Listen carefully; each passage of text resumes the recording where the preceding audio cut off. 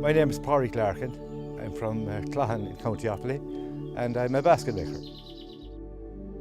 This is Loch Bura, one of the most beautiful places in Offaly. Everything about this place is gorgeous, you know, it's all natural. So when Bournemouth pulled out, nature took over. The seeds just were there dormant, and if they were left alone, they're just germination, that's it.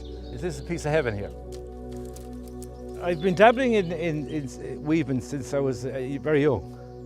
The first introduction was a bird crib my father made. So I was sort of intrigued with that. And years later then I met a guy, Bill Sinnott, a wonderful character. And he had one in his shed, identical to the one my father had made. I suppose that fired my curiosity at the time. And then I didn't do anything at all until I had an opportunity to go to Joe Hogan in Connemara. He's one of the best basket makers in the world. He's world renowned. I was smitten straight away, loved it. It was in the winter time, so I brought home rootstock. That's willows to plant. So I spent 4 days with him that time and brought home the willow, and I'm making baskets since. Harvest the willow is the first thing, and that's harvested in the fall of the year between November. It's gone a bit later now because of global warming. The leaves are still on it in November. So between November and February. So I harvest the willow, and willow grows from a little bud on the side of the parent plant up to 2 feet and on up to 10 or 12 feet, depending on the variety. So when I cut it, and I gather them into bundles, and I bring home all the stuff, and I leave it for a while, and maybe leave it for a few weeks to dry out. And then I have to separate the rods from the longest ones to the shortest ones. So the longest ones might be 10 foot long, and the shortest ones, well, I discard anything under 2.5 feet. So they all grow on the one, what we call a stool. It could be 20 or 40 rods off the one plant here. It takes minimum 6 weeks after I cut them before I can use them. Before that, they're brittle and they'll snap. But after that then, after about 6 weeks, little lines appears longitudinally on the plant, and they're at their optimum time to work at that stage, and they're lovely. They're really, really nice. So the process then is selecting what you're going to do first. Is it going to be a shopping basket, a log basket, and you select the different thicknesses of rods, and this is just the experience. And from there then you just sit down and you make a basket. I usually make one type of basket and spend maybe a week or 10 days at it. There might be log baskets or shopping baskets. So I'll have all the gear ready beside me there, and I'll be able to sit down and everything will be at hand, and I'll just be happy as Larry making a basket.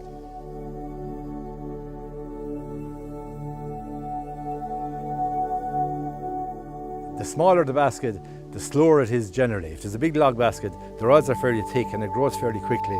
The basket sort of makes itself after a while because of the shape of it. The rods are a certain shape. They want to go around in a circle. I nearly always do round work. Square work I shy away from it, it's very difficult. So nearly all my baskets are round except the donkey creels or the horse creels. They have to be square. And because the rods are growing on a curve, naturally lend themselves to going around in a circle when you're weaving them. So there's a little bit of technique in doing that. But the bottom line is the basket sort of makes itself if you select the right rods. If all the rods are even, it's much easier. But if you had one strong rod among a group of rods, the strong rod will bully the basket and it'll put it out of shape. So I'm very selective in matching the rods first, length and thickness and all that. I have them all laid out. I select them specially because I'm going to sell the basket, so I'll try and make it as best I can, you know, just flawless if I can, you know. Some people that appreciate baskets, they have no bother paying you for them, but most people they don't understand what goes into making them, and they see a basket in Woodies or somewhere like that for peanuts and probably came from China or Taiwan or somewhere, and the workmanship is lovely in them. They're lovely baskets, but the material is rubbish. They last no length. Whereas my basket, it's a lifetime job really, you know. Shopping basket should last 20 years if it's minded, you know. Willow is fantastic stuff. Once you rehydrate it, wet it like, soak it, it's as good as the day it's cut.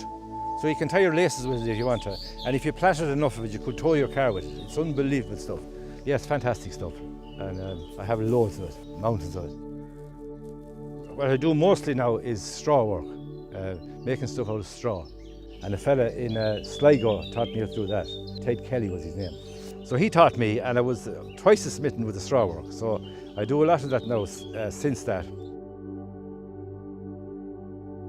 You'd be in a world of your own, really. Basketry is very systematic. There's a system of doing nearly all the different weaves, And sometimes I'd even be counting, I'd be counting. And usually there's 24 rods in a round of weaving. You're not even conscious of it, but you'll be counting as you're going along. Yeah, the mindfulness is a big thing, yeah.